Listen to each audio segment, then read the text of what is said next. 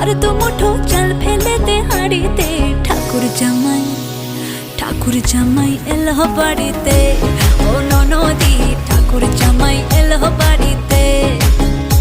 বলি ও ননদি আর তো মুঠো চাল ফেলে দে হাড়িতে, ঠাকুর জামাই এলো বাড়িতে, ও ননদি ঠাকুর জামাই এলো বাড়িতে।